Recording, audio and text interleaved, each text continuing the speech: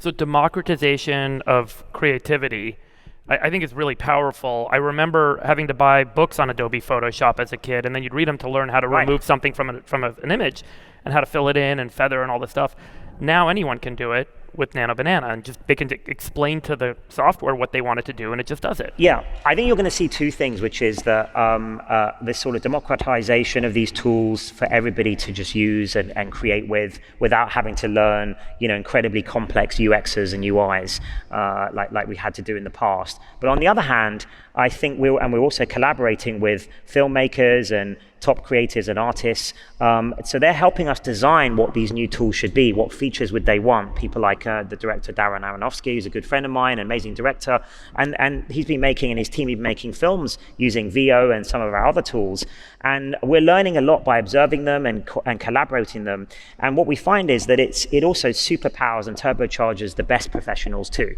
Because they're suddenly, the best creatives, the professional creatives, they're suddenly able to be 10x, 100x more productive. Yeah. They can just try out all sorts of ideas they have in mind, very low cost, and then get to the beautiful thing that they wanted. So I actually think it's sort of both things are true. We're democratizing it for everyday use, for YouTube creators and so on. But on the other hand, at the high end, the people who understand these tools, and it's not everyone can get the same output out of these tools. There's a skill in that, as well as the vision and the storytelling and the narrative style of the top creatives. And I think it just allows them, they really enjoy using these tools. It allows them to iterate way faster. Do we get to a world where each individual describes what sort of content they're interested in? Play me music like Dave Matthews, and it'll play some new track. Yes. Or I want to play a video game set, in the movie Braveheart, and I want to be in that movie. Yes. And I just have that experience. Do we end up there, or do we still have a one-to-many creative process in society? How important culturally, and I know this is a little bit philosophical, but It's interesting to me, which is, are we still going to have storytelling where we have one story that we all share because someone made it? Yeah. Or are we each going to start to develop and pull on our own kind of virtual...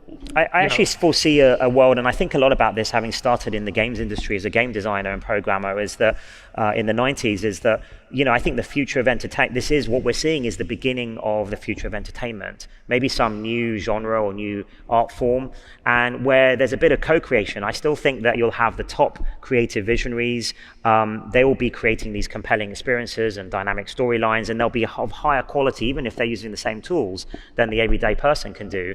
But also, so millions of people will potentially dive into those worlds, but maybe they'll also be able to co-create certain parts of those worlds, and perhaps that the main creative person is almost an editor of that world. So that's the kind of things I'm foreseeing in the next few years, and I'd actually like to explore ourselves with technologies like Genie.